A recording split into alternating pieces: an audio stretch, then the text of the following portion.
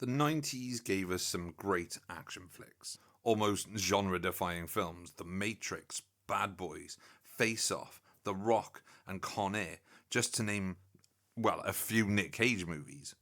Also some more minor classics like Passenger 57, Fled, Metro, and Money Train.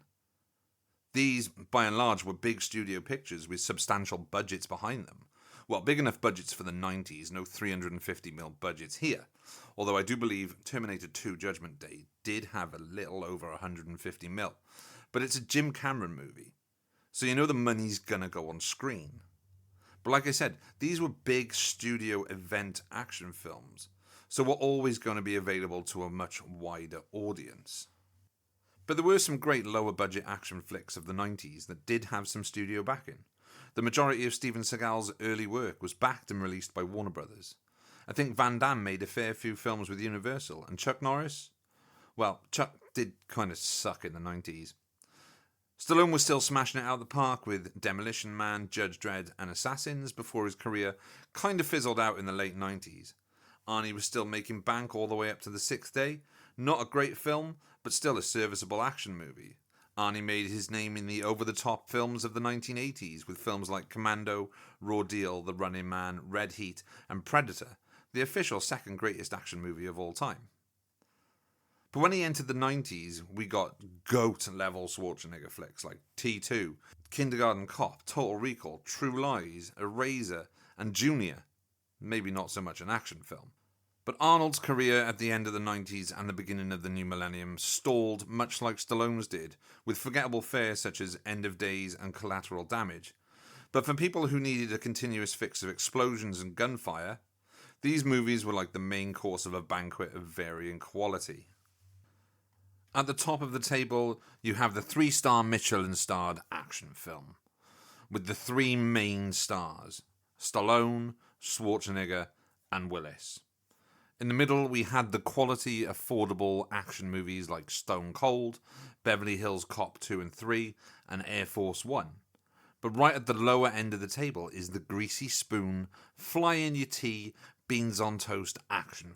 The working man's bang bang blow shit up action flick, with stars like Chad McQueen, Gary Daniels, Thomas Ian Griffiths, Richard Norton, and Billy Blanks, just to name a few. These films had titles like Tough and Deadly, Riot, Mercenary of Death, Blood Warriors, Blood Fist, Blood Fight, Blood Hands, and countless other films with the word blood in the title. Made for peanuts and seemingly churned out on a conveyor belt of shit.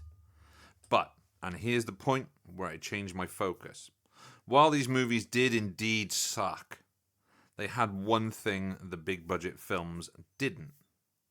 No-name actors giving terrible performances against a backdrop of some of the best stunt choreography and action sequences you will ever see.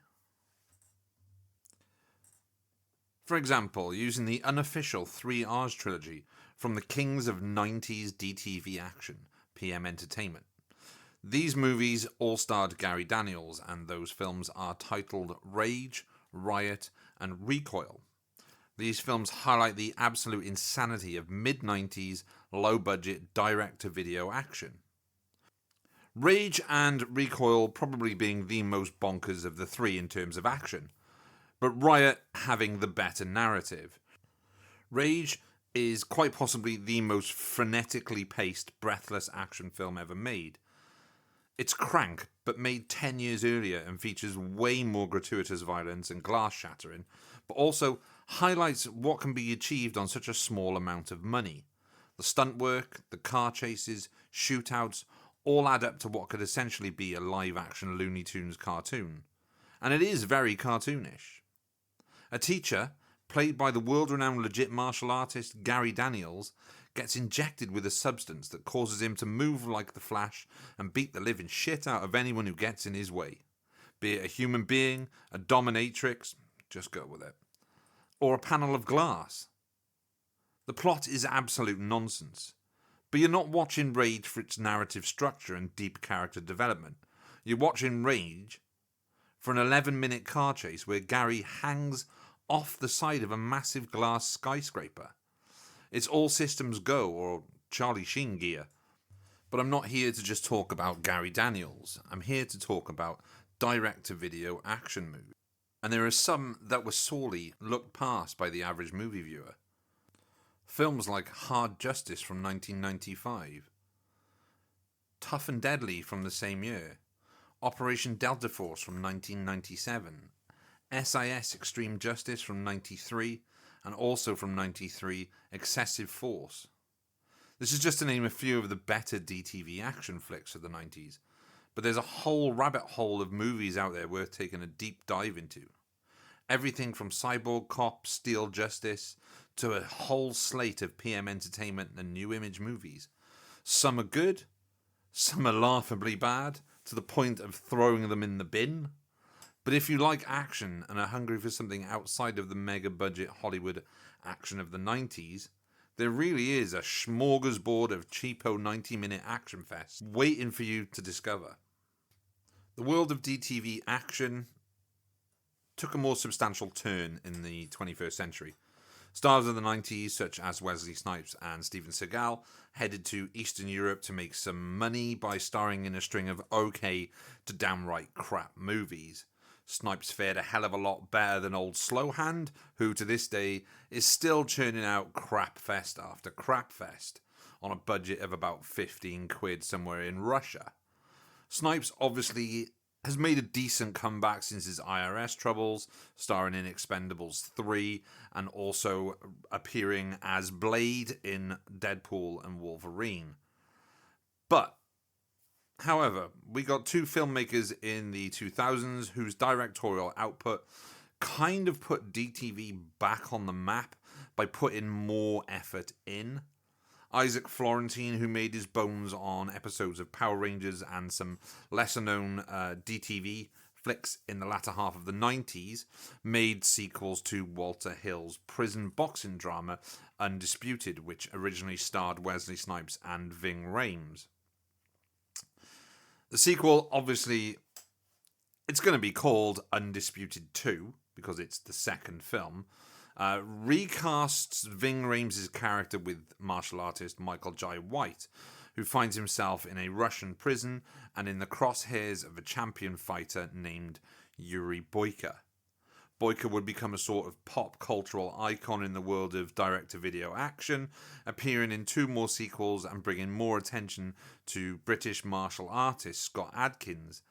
Adkins would go on to form a brilliant working relationship with stunt coordinator and independent filmmaker Jesse V. Johnson. Adkins and Johnson would give us great movies like Savage Dog, The Debt Collector and its sequel, Accident Man, Triple Threat, and his modern action masterpiece and critically acclaimed British gangster action hybrid movie, Avengement. Adkins would work with Florentine again in Ninja, its acclaimed follow-up Ninja Shadow of a Tear and Close Range. Adkins' skill as a martial artist has led him to more studio roles in bigger budgeted movies, appearing in Doctor Strange, American Assassin, Expendables 2, Day Shift, and John Wick Chapter 4, as well as the recent The Rip with Ben Affleck and Matt Damon. But I think everyone who watches Adkins' movies will tell you that Universal Soldier Day of Reckoning, directed by John Hyams, son of Hollywood legend Peter Hyams, is his best work. He has still made a fair amount of trash, but the good definitely outweigh the bad. Sadly, action cinema has taken a horrendous turn for major studios in the last few years, with all the money going to comic book adaptations and expanded cinematic universes, with only the Mission Impossible series and the Fast and the Furious series being the non-comic book adaptations still making money. Sure, there's a few select sleeper hits now and then, the John Wick series notwithstanding, like Nobody or Bullet Train, but again, Bullet Train, while being a lot of fun, is incredibly artificial. Almost nothing feels real. But then you look back at films like 1995's The Hunted, starring Christopher Lambert, and that film's insane katana sword fight on a bullet train. It makes you think, what happened to stunt teams and production design? Everything is done on green screen these days, with DTV action, fortunately, being the long-standing holdout in an age of men with capes and half-assed, rushed Star Wars sequels.